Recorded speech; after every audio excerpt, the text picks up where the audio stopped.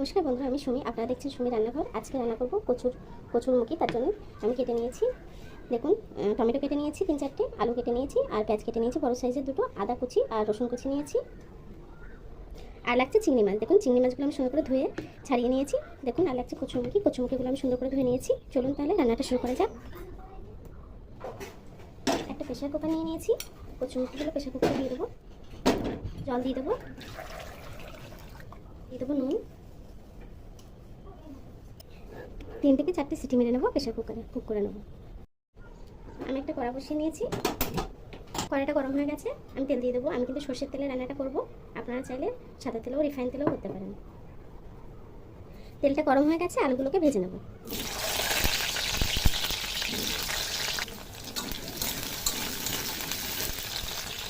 দিয়ে দেবো সামান্য একটু নুন, একটু হলুদ দিয়ে আলুটাকে একটু ভেজে নেব।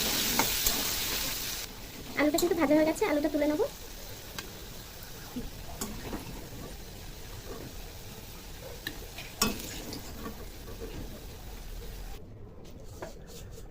আলু ভাজা তেলের মধ্যে দিয়ে দেবো একটু কালো জিরে, দিয়ে দেবো সামান্য একটু হলুদ, একটু নুন,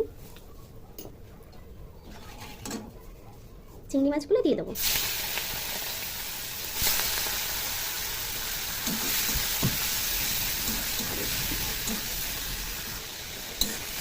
মাছটা ভাজা হতে হতে দিয়ে দেবো মাছের ভিতরে পেঁয়াজ,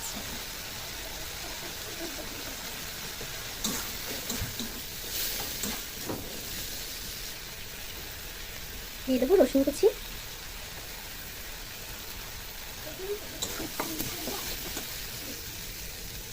দিয়ে দেবো আদা বাটা,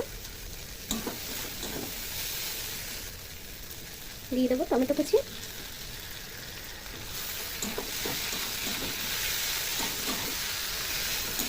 গুঁড়ো মশলাগুলো অ্যাড করবো। ধনে গুঁড়ো দেবো 1 চামচ, জিরের গুঁড়ো দিয়ে দেবো 1 চামচ, বড় চামচে 1 চামচ জিরের গুঁড়ো দিলাম। দেবো নুন স্বাদ মতো, হলুদ গুঁড়ো 1 চা চামচ, দেবো লঙ্কার গুঁড়ো,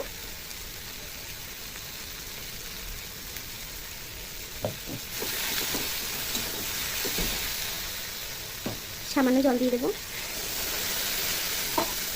মশলাটাকে সুন্দর করে কষিয়ে নেব। মশলাটা কিন্তু কষানো হয়ে গেছে, আলু ভেজে রাখা আলুগুলো দিয়ে দেবো।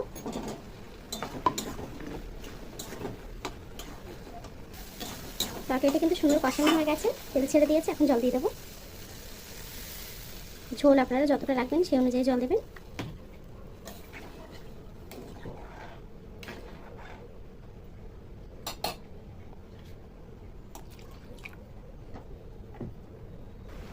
দেখুন বন্ধুরা, তরকারির ঝোলটা কিন্তু ফুটে গেছে।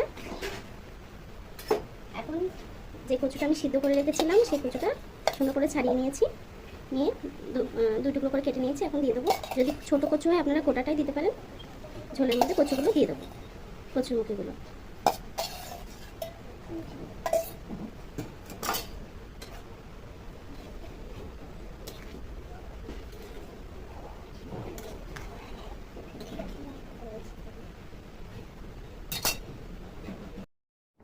দেখুন বন্ধুরা, আমার তরকারিটা কিন্তু হয়ে গেছে। এখন তরকারিটাকে নামিয়ে নেব। দেখুন বন্ধুরা, আমার তরকারিটা কিন্তু হয়ে গেছে। কচুরমুখী দিয়ে চিংড়ি মাছের তরকারি। আপনারা এই রেসিপিটা ট্রাই করবেন, আর আমার ভিডিওটা কেমন হয়েছে কমেন্ট বক্সে জানাবেন। ভিডিওটা ভালো লাগলে ভিডিওটা লাইক দিয়ে দেবেন, আর আমার চ্যানেলটাকে সাবস্ক্রাইব করে নেবেন। এতক্ষণ আমার ভিডিওটা দেখার জন্য সবাইকে অসংখ্য ধন্যবাদ।